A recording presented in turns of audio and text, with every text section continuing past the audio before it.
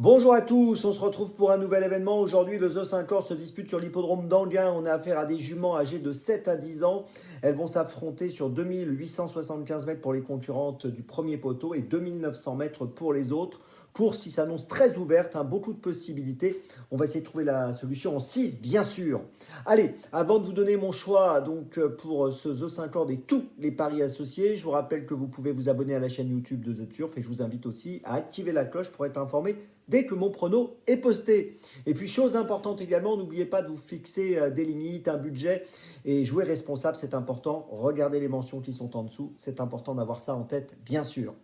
Allez, on y va. En 6. Eh bien, écoutez, j'ai retenu en tête le numéro 14, Grindelwald. Alors, on l'a vu finir deuxième à Vincennes le 8 septembre dernier dans le prix Adelinda. Ce jour-là, elle avait tracé un très bon parcours. Depuis, elle a recouru à Laval. Elle a fini sixième, mais ça ne s'est pas bien passé ce jour-là. Elle a été accrochée. Elle n'a pas pu donner sa pleine mesure. Il y a eu un accrochage de deux sulky. Donc, il faut absolument la reprendre aujourd'hui. Elle trouve un bon engagement dans cette course et elle semble capable peut-être de renouer avec le succès. Donc, on lui accorde pas mal de crédit, surtout qu'elle a déjà bien fait sur l'hippodrome d'Anguin. En deuxième position, j'ai retenu le numéro 12, Golteria. Elle est associée à Eric Raffin. Elle a couru, elle aussi, ce fameux prix Adelinda où elle avait terminé sixième. Elle était partie un instant au galop, donc elle aurait pu faire un peu mieux ce jour-là.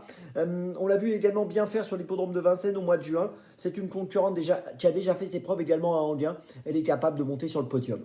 En troisième position, j'ai retenu le numéro 10, For Loving You. Alors, on ne peut pas lui reprocher grand-chose. Si on prend ses 10 dernières courses, elle a fini 8 fois dans les 5. Donc ça, c'est quand même un point fort parce qu'il y a peu de concurrentes au départ qui sont aussi régulières qu'elle. Donc ça, c'est un point vraiment très positif. Elle a fini troisième à Vincennes le 17 septembre dernier. On l'a vu également s'imposer dans le prix Formerie au début du mois de septembre, toujours à Vincennes. Elle a déjà fait ses preuves, elle aussi, à Anguin. Donc tout ça pour dire qu'il faut absolument la retenir en bonne place. En quatrième position, j'ai retenu le numéro 9, Galaxy du Home. Alors Galaxy du Home a fini troisième du prix de Formerie derrière For Loving You, dont on vient de parler, que j'ai placé troisième. On l'a vu gagner à Vincennes depuis fin septembre, le 24 septembre. Elle est associée à Franck Nivard. Si on prend ses 10 dernières courses, elle a fini 5 fois dans les 3, donc une fois sur 2 sur le podium. Elle est capable de prendre une place aujourd'hui, c'est sûr. En cinquième position, j'ai retenu le 11, Phil Smart. Alors Phil Smart vient de courir à Amiens où elle a fini troisième, c'était le 30 septembre dernier. On l'a vu gagner à La Capelle au mois d'août. C'est une concurrente qui peut prendre une 4-5e place dans une course comme celle-ci. Elle a largement les capacités.